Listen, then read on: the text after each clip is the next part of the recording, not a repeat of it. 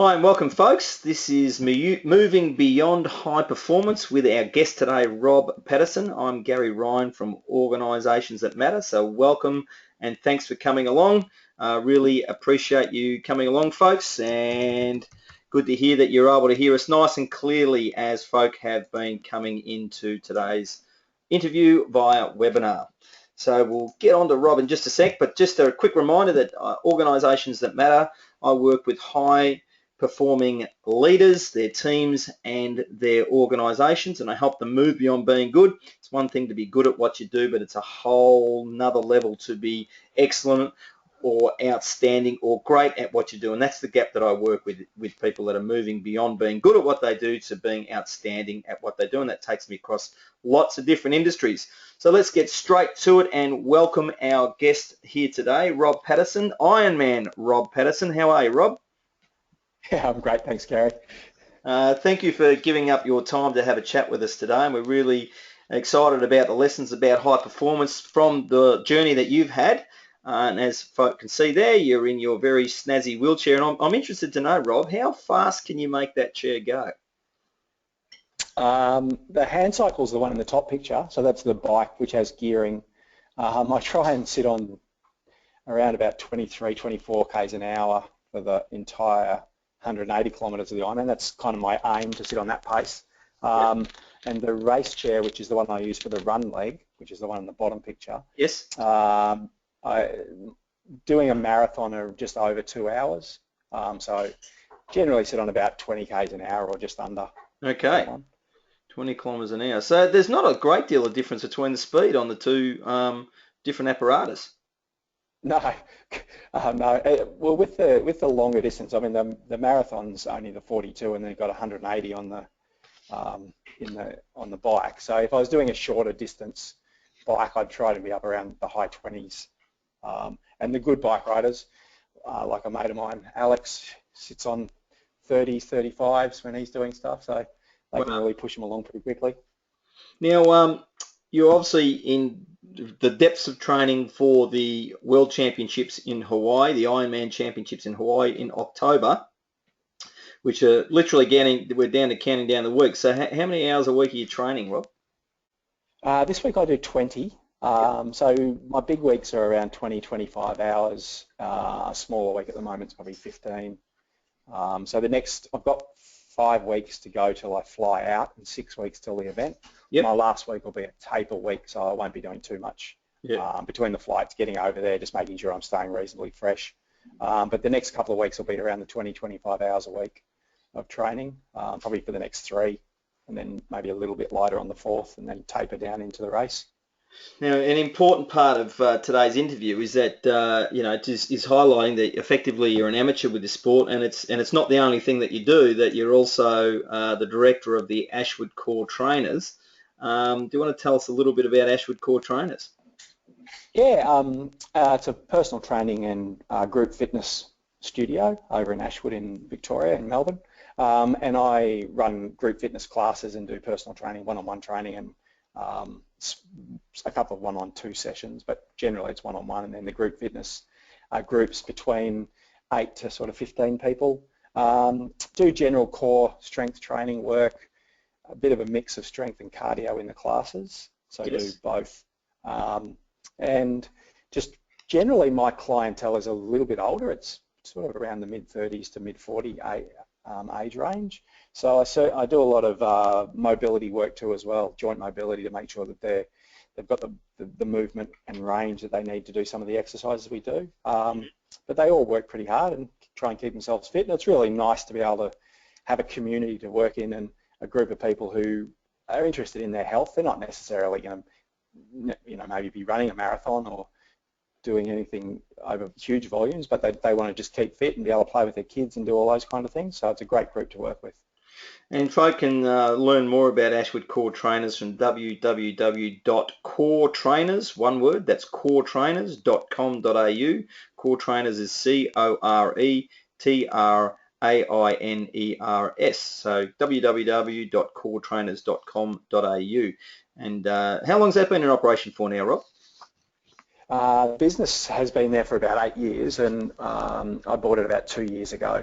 and changed. It used to be called PT Fitness, Yep. And just changed it to Ashwood Core Trainers and changed a bit of the equipment, things that we use. We use a lot more of the dynamic strength work rather than just your traditional pin loaded or strength lifting barbells or dumbbells. We use some kettlebells and some bands and do some of the more dynamic mobility and strength training work. Which is fascinating that you own such a facility, given what's occurred. Now let's wind the clock back, Rob. And what was going on in your life prior to your accident in 1991? Got a photo there that you might be able to tell a story about. A much younger version, which is always interesting to look at. So that race was actually a long course. I'd done a couple of long course events, which in those days were a 2-kilometre swim, 80-kilometre bike ride and 20-kilometre run. Yes. Triathlon was in its infancy back in those days. It had only been around for about 10 years. Yes. And it's all started in Hawaii with the Ironman, and then they started doing shorter distance races to kind of give everyone an opportunity to do it, I guess. And that event, I'd been doing triathlons for about 3 years then. Had started off with the really short distance stuff, a 500-metre swim, 20k bike and 5k run, and had built my way up to doing the half Ironman with a plan at some stage to do a full Ironman. I have a very close friend who I was actually racing against in that event, and since then he's done 14 Ironman races all around the world. I've been to watch him in about 4 or 5 of them. So that was pretty exciting, and it was fun to do back in those days. Do you mind just explaining the distances for a full Ironman, please? The full Ironman is a 3.8-kilometre swim, 180-kilometre bike ride, and then a 42.2, which is the full marathon run leg. So that's a lot of work, and there's many hours of being on the track effectively when you're in competition for that. Yeah, absolutely. Yeah, you've got to put a bit of work in. It's one of those things like anything. If you don't put the work in, you either really suffer on the day and maybe get through it, or you don't finish. And the more work you put in, the better prepared you are. Like most things in life, you'll tend to do better and you'll enjoy it more. So completing an Ironman was part of the dreams, and then something came along and put that on hold for a while. Yeah, there was a little punctuation mark there. In 1991 in October, I'd actually moved up to Albury. I was living in Melbourne and had moved to Albury, only planning to be there for a short time. My wife's parents lived up there, and we'd just gone up to save some more money before we went overseas. We were going to go overseas and live for a couple of years. Yes. And I was training up there, and I kind of had gone through the winter and just come back into summer again. It was in October.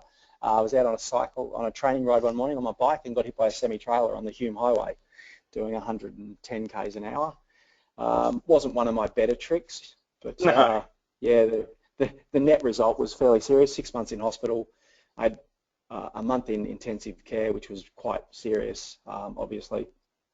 Multiple injuries, one of which was a spinal cord injury, which left me paralysed and in a wheelchair. After the 4 weeks in intensive care, and I was going to survive, I guess the next thing was getting through the kind of acute phase, I guess, which was about 8 more weeks, and then I had 3 months in the rehab to kind of get my life back and understand what it meant to be in a chair and do all the things I needed to do before I could go home again.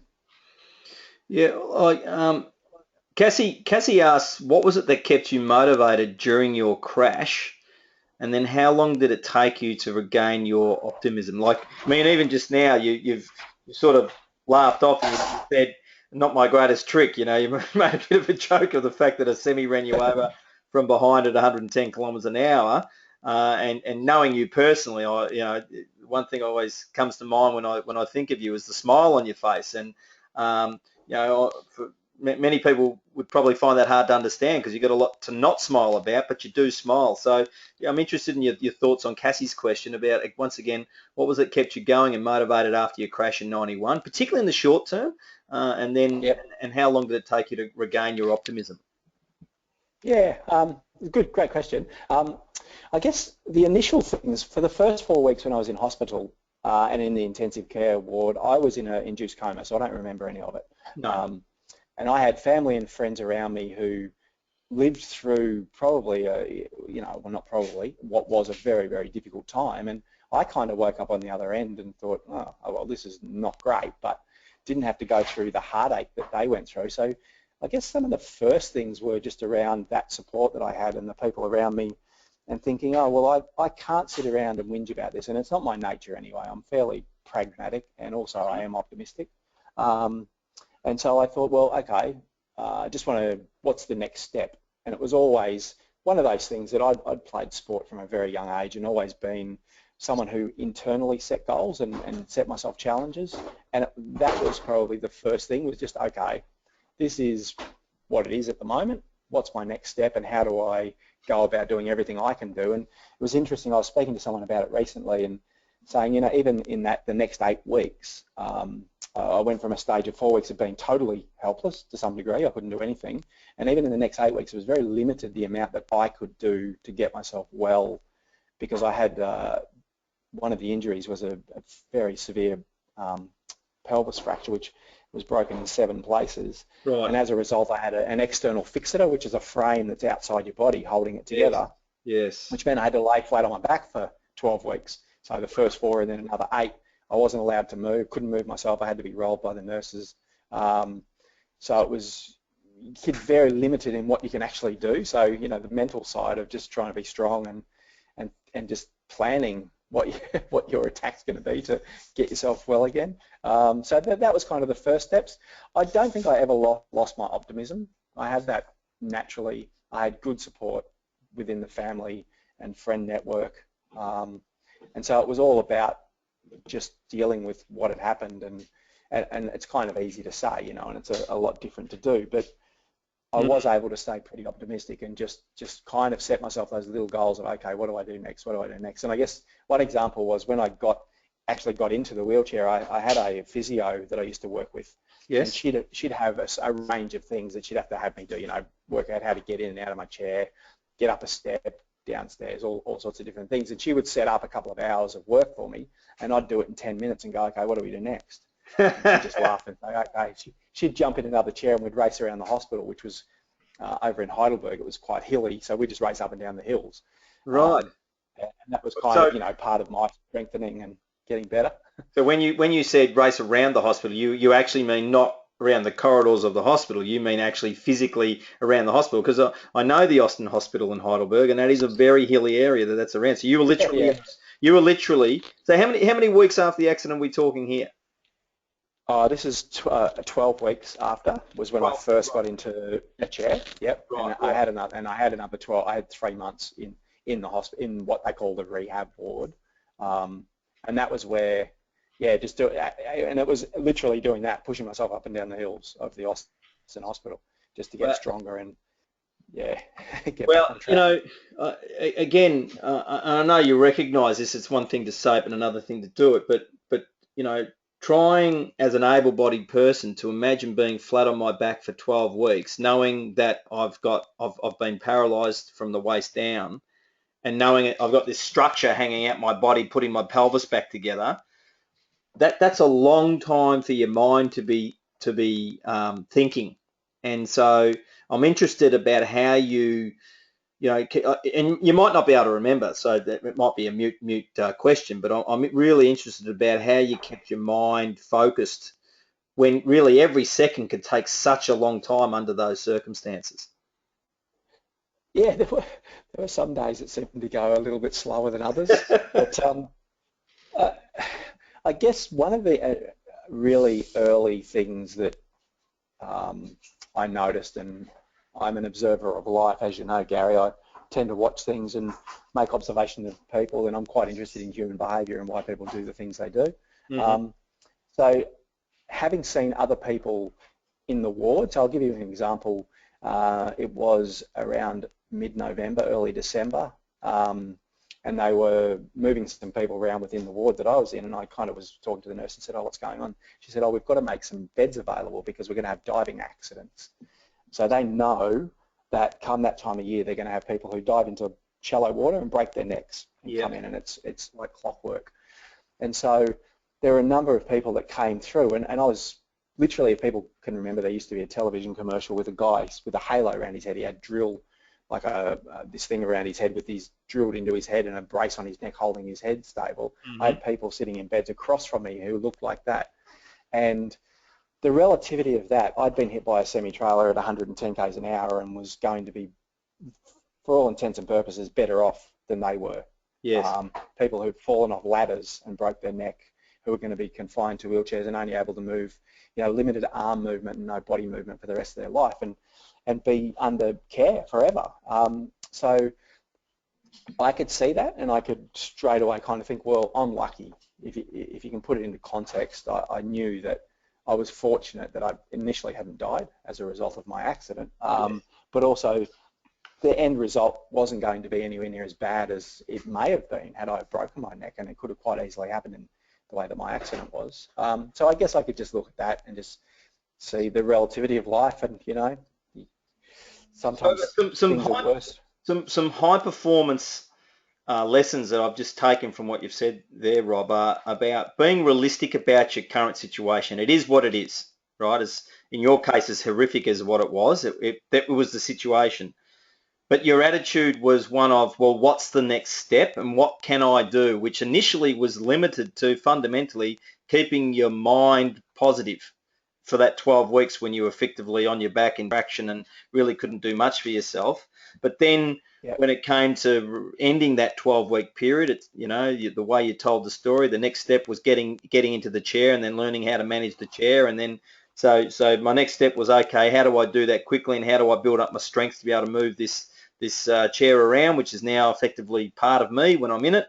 And the other part that you shared right at the end, which I think is a powerful issue about high performance, is context, is understanding the reality of your situation, the context of other situations. And one thing about the Austin Hospital is it certainly is certainly for my own time, having spent visiting folk there, it's confronting with the various injuries that people have got. And like you said, those folk with quadriplegia are in a very different set of circumstances to yourself. So really powerful lessons about high performance. We've got a question here from David for you. He says, I find it easier to motivate myself for each new challenge than for the same one which I face every day or every week. How do you best motivate yourself for long-term or repeat challenges where you cannot see progress or face new setbacks regularly? So I assume, Rob, that your training's been a little bit like that, because you can't just decide to do an Ironman. It doesn't happen like that. And there's rain, hail, or shine, you've got to be out there training for your 20 to 25 hours a week. So would you like me to repeat the question, or did you catch it from David? Oh, just can you run it by me again, Gaz? Sorry. Yeah. So he said, I find it easier to motivate myself for each new challenge than for the same one which I face every day or every week. How do you best motivate yourself for long-term or repeat challenges where you cannot see progress or face new setbacks regularly? So I'm interpreting the question as being one where it's easier to set yourself for the challenge of, say, a goal of completing a race. But if you've just got normal day-to-day challenges that you have to do, one day after the next day after the next day, how do you motivate yourself for those types of challenges? Yeah. I mean, I think that, again, context is a good thing. You've got to kind of see, well, where do these fit into the overall scheme of things? So, like anybody, I've got to get up and go to work. Some days I do 6 hours of training, plus I'll work 2 or 3 hours at the end of each, like start of the day and the end of the day. And that can be the challenge, right? Sometimes to work challenge, kind of just get up and go. We'll just get up and go and train someone, knowing that I've then got to come home at 9 o'clock, train for 6 hours, and then I've got to go back out to the gym again at 6 o'clock and run some PT and classes. So it's just understanding the context of where does that challenge fit in the greater scheme of things. And to me, I like that idea of, the goal setting of breaking down your goals into the, your long-term, short-term, and just understanding how that all fits together. And you have to do, like for me, I have to do this work so that I can fund myself to go and do these events that I like doing. I've got to fly to Hawaii, I've got to fly to Sunshine Coast in 2 weeks to do a half Ironman race. All this stuff takes money, so I need to work to do it. Yes. And just understanding, so what's the purpose of this thing that I'm doing, the day-to-day challenge? Where does that fit into the context of the greater or the overall aim of what I'm trying to achieve. And dropping off the things that don't. Like if you're finding that you've got things that are feeling like they're challenges and they don't fit into the overall context, then can they be dropped off? Because I think sometimes we do stuff that we don't need to do too. Yes, yes. So just being able to pick and choose the ones, or yeah, pick the ones that are the important ones, and sometimes, you know, drop off those ones that are less important. So a big high performance lesson there I'm hearing you say, Rob, is that for the repeat activities that you need to do, be conscious of how they're connected to the big picture that you're striving to achieve or the bigger purpose that you're striving to work on. And then that just helps you be motivated to do them. And similarly, be aware of the activities that you might be undertaking that actually aren't connected to anything into the big picture or aren't connected to any major purpose, and identify them as things that you can stop doing to free up some time for rest or relaxation or for the things that you might find really important. So it's really, you know, there are a couple of ways to do that. David says thanks, thanks, and that's very helpful and inspiring. You're welcome, David. Yeah, I think that, you know, the author Seth Godin, he's got a book called The Dip, and he talks about this idea of, you know, never quitting. He says, high performance people quit all the time. Correct. Just quit the right thing. So it's understanding the things that are helpful and the things that aren't, and stopping the things that are not getting you to where you want to get you to. Don't just do them because you've always done them. That's a terrific little read, Seth Godin's The Dip. Really encourage folk to do that, because it really does shift people's thinking about that high performance people are excellent quitters. They quit things that don't matter, but they stick with the things that do, which means they've identified them and understand them. Now, along this journey, you don't just get into the World Championships for Ironman event in Hawaii. You don't just turn up and decide I'm going to go and sign up and pay your money. There's a qualifying process, Rob. So do you want to tell us about your journey through well, maybe even just how long ago you decided to fulfill that dream that you had pre-accident, which is just inspiring in its own right, because we're talking over a 24-year period now. So going back to when you decided, the actions that you took, and the qualifying process that you've had to go through, please. Yeah. So as soon as I came out of hospital, so back in the beginning of 1992, I coached triathletes for quite a while. I ended up coaching triathletes full-time and running multi-sport events for about 7 years up in Albury. And during that period, my friend that I spoke about, who I had raced with in that earlier photo, had been doing a lot of events, and I'd been and watched him do Ironman races, and always had this kind of thought, at some stage I wouldn't mind doing it.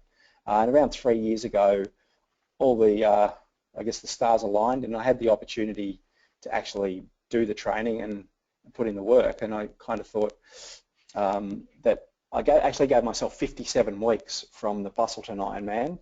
So it was on 5 weeks after I decided. I was having coffee with my mate Paul, who's done all those events, and in 5 weeks' time was the 2012 Busselton Ironman, right. And I said I was going to do the 2013 event. So I gave myself that whole period to train, and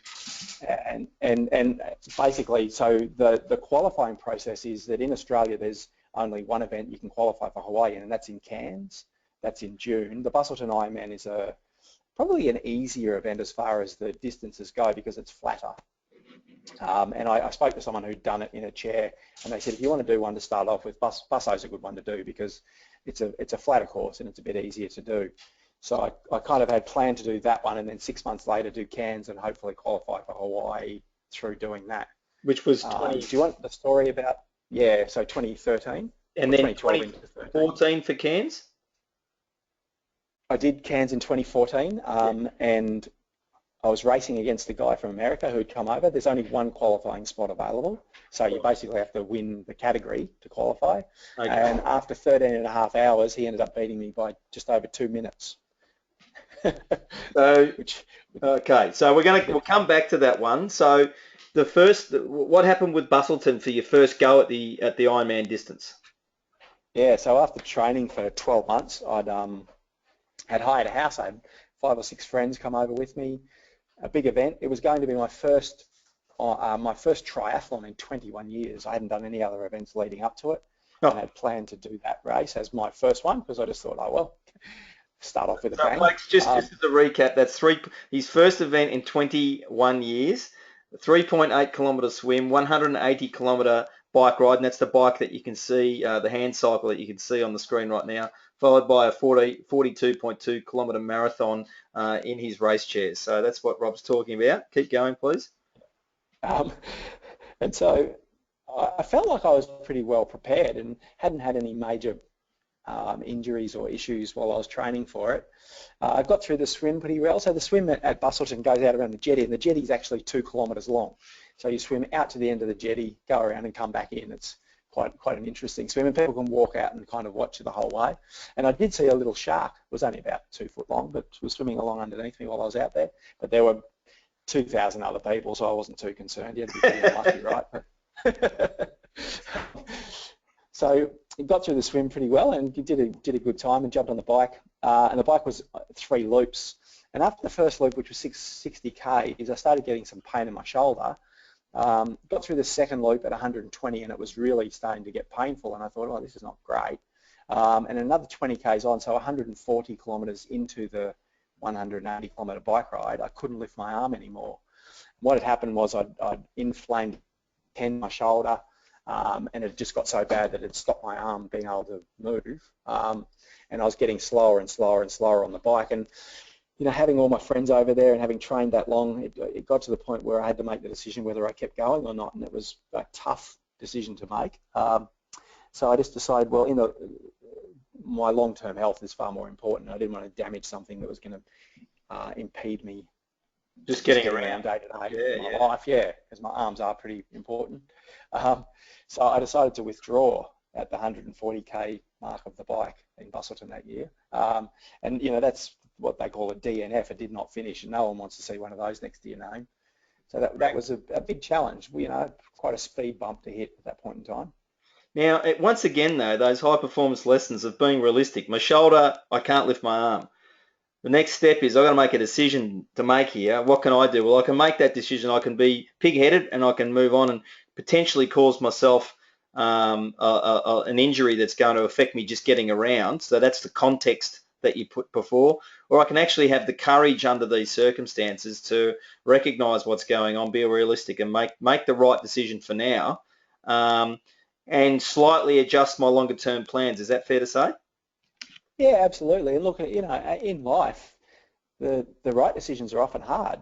They can be tough decisions to make, and you've got to, do have to put it in context and think about long-term impacts on yourself, others, all those types of things. And it kind of was one of those ones where I was just thinking, oh well, I just have to do it. I was trying to get further and further, and wasn't getting any better, and kind of just thought, well, this is it. It's going to be a DNF for this time round, and start thinking about the next one.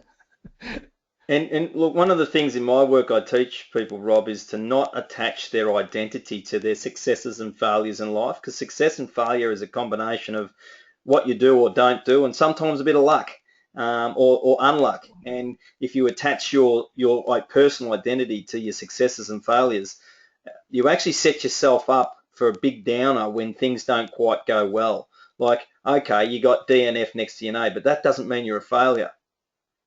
No, you clearly understand. Yeah, absolutely. Along the same lines, I'm a strong believer in taking responsibility for yourself and what you do. And, I suppose for me, the self-reflection after that was, were there things that I could have done differently?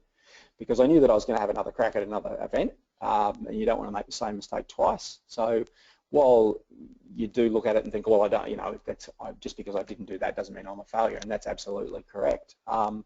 Was there a contributing factor on my behalf, and can I do things differently to make sure next time I learn from that? Because we all, we want to make sure that we're learning from our experiences and get better and achieve what I want to do the next time around. And I had to do that. I had to sit back and think about things that I've done and what could I do differently. Had I missed some things in my preparation?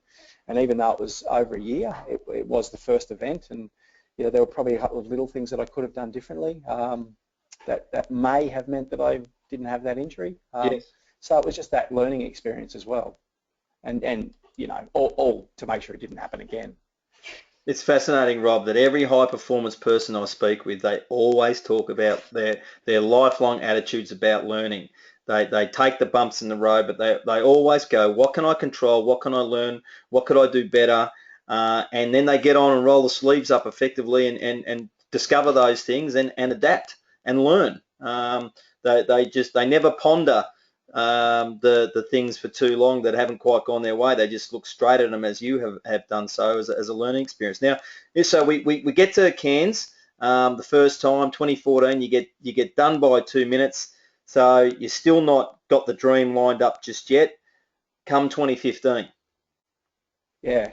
So the interesting thing about the first time round, the guy who I was racing against had been the year before, and he'd come over because his dream was the same thing, wanted Right. to get to Hawaii and do the race, and he got beaten by someone pretty convincingly that year.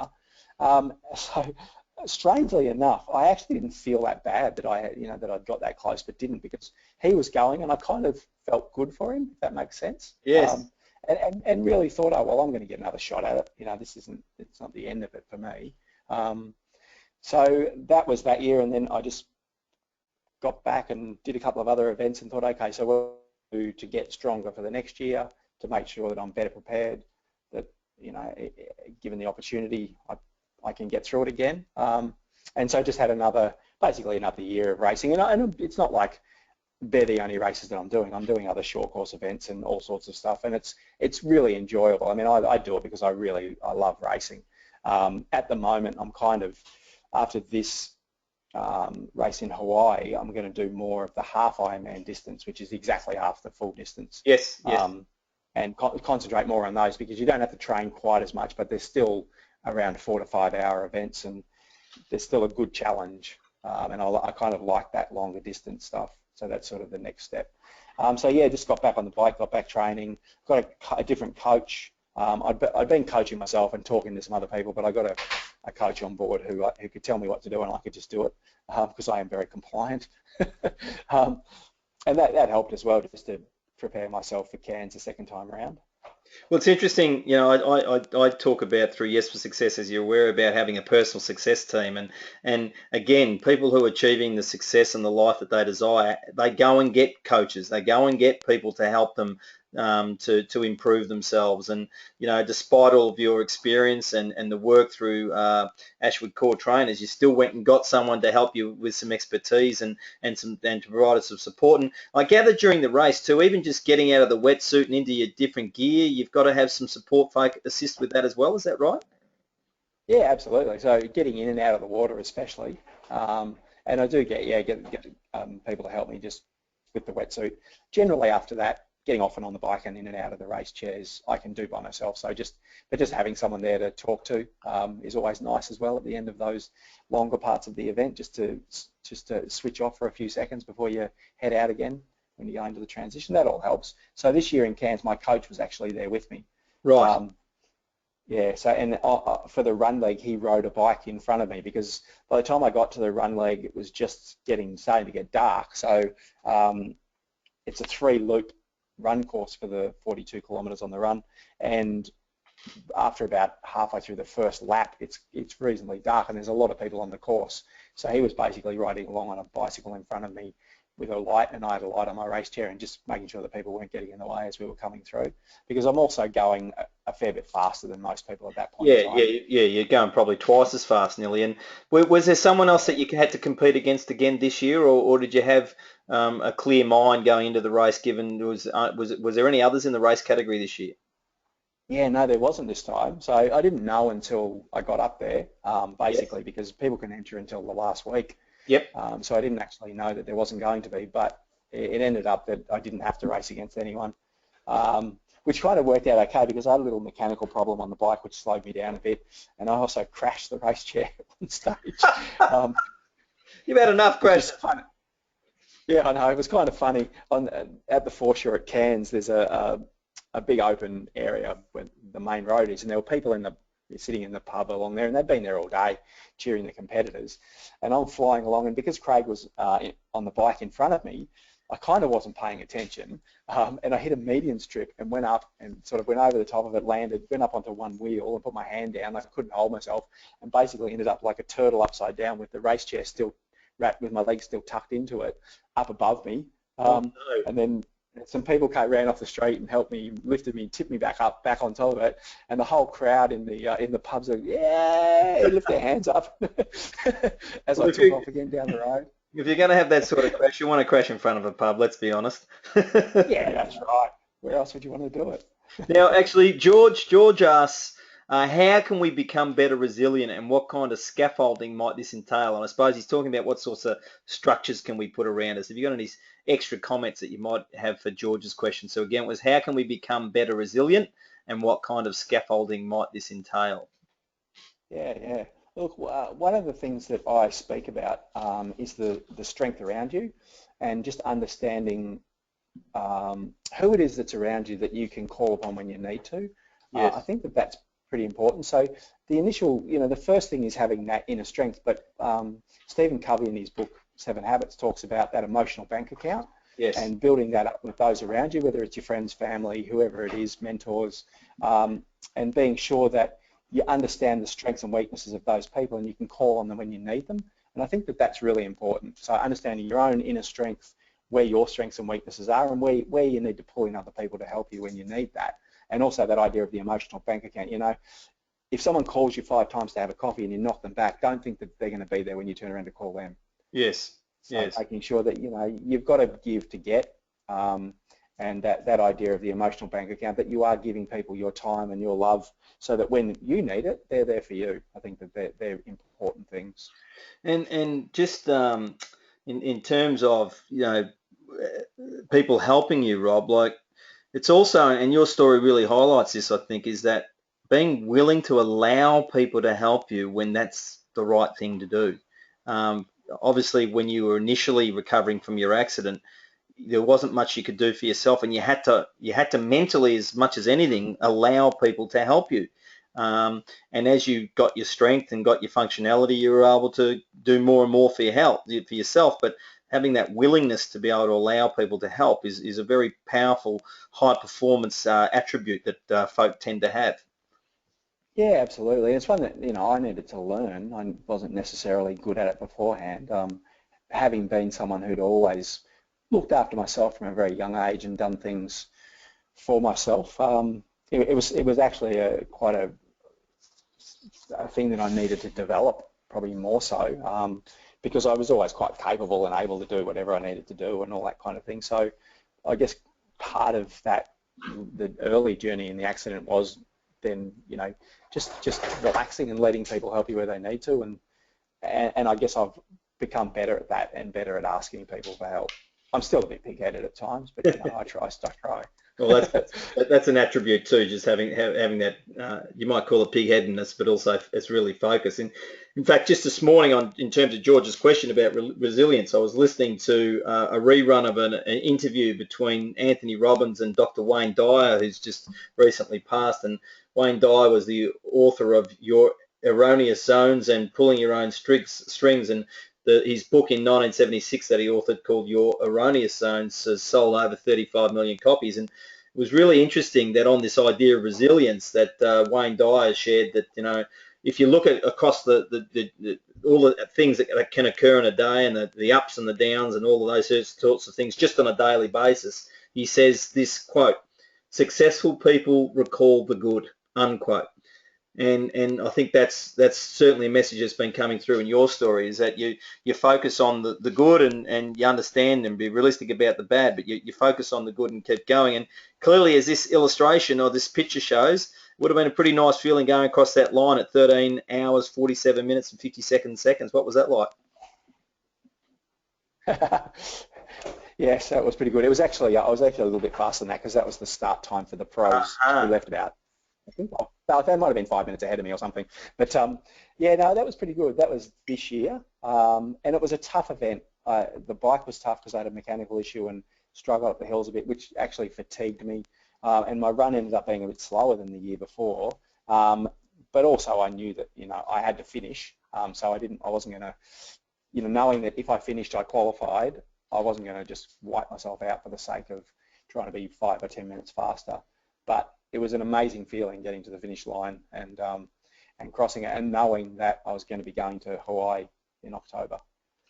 And can you recall what was going through your mind at this point in time when your little young man Isaac came racing out and put his arms around you?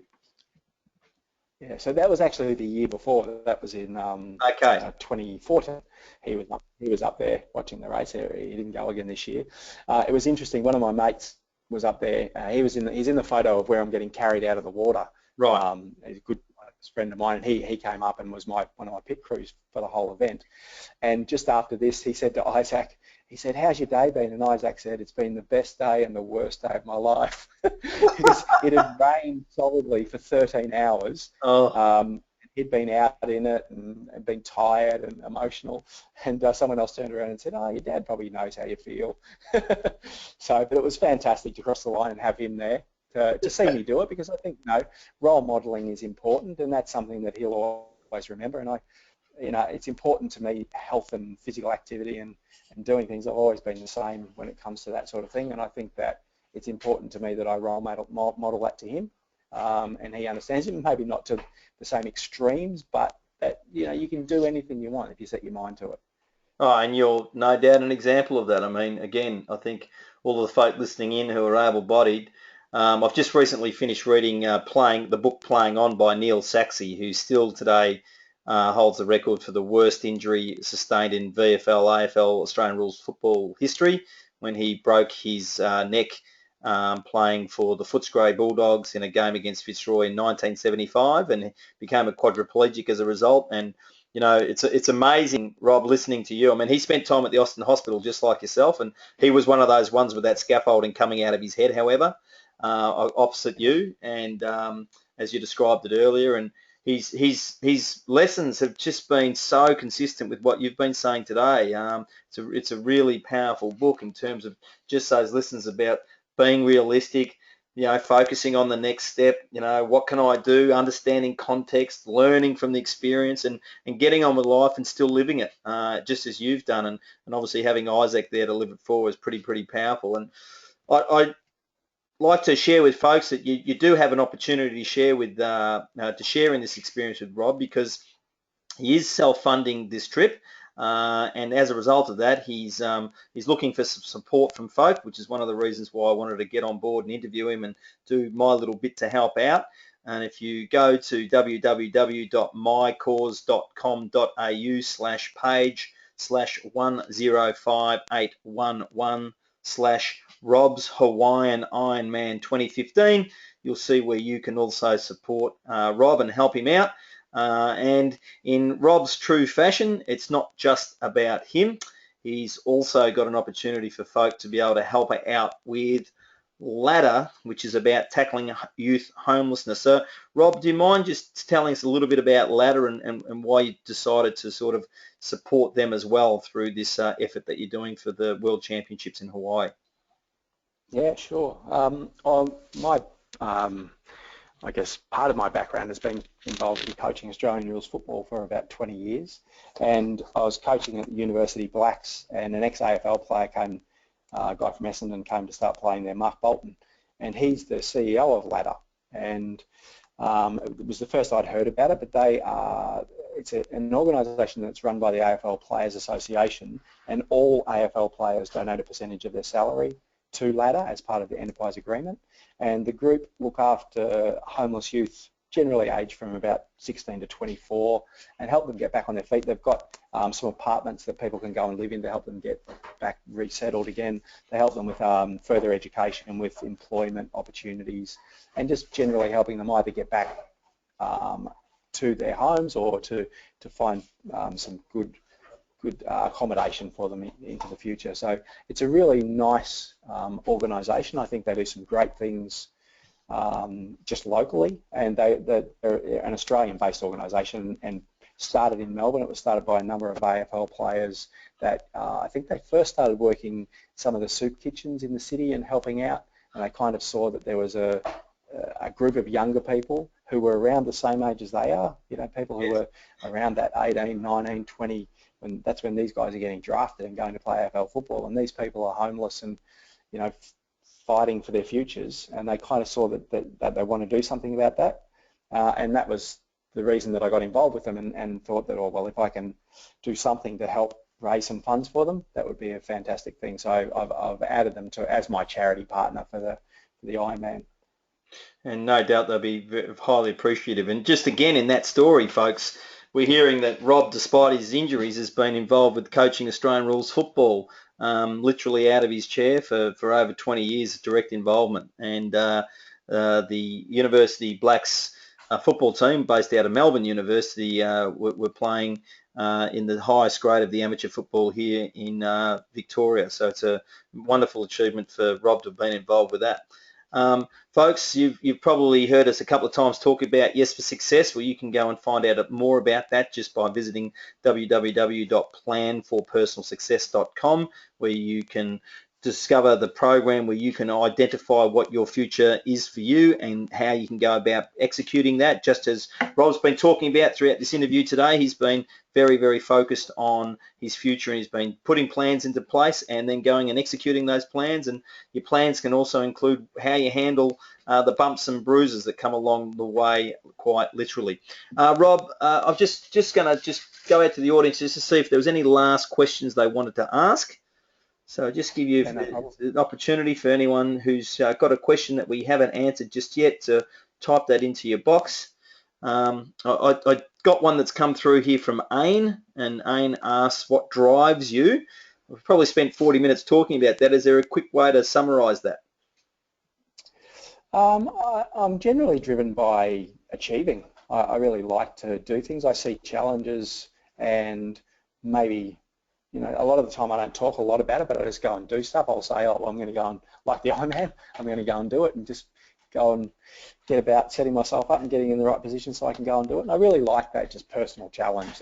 I have that internal drive that has always been pretty strong for me, right through from the days of playing, you know, schoolboy rugby league to my surfing, martial arts, and all the other things I've been involved with, and then triathlon. Okay, that's fantastic, and thanks, Ain, for asking that question. All right, folks, it looks like we've sort of hit the end of our journey today. Once again, this is Gary Ryan from Organisations That Matter. Please feel free to connect with me on LinkedIn, and Rob, no doubt, also via LinkedIn. So if you look up Rob Paterson, you'll find Rob there as well as myself. Please connect with us on Facebook. And what's the Facebook extension for Ashwood Cause Trainers, Rob? I should know that, shouldn't I, Gaz? Is it Core Trainers? Or if they type in Ashwood Core Trainers, they'll find you straight away. Yeah, absolutely. It'll come up under Ashwood Core Trainers. Alrighty, folks. So once again, thanks a lot for joining us. This has been recorded, so we'll make that video resource available to you all. I'd really like to thank you for your time, for registering, for your terrific questions throughout the day, and most of all, I'd like to thank Rob Paterson for giving up his time, and we wish you every success in 6 weeks' time for the World Ironman Championships in Hawaii. We look forward to hearing how that goes and learning more about your stories that continues, Rob. Great, thank you. No worries, thank you. And folks, we look forward to working with you next time.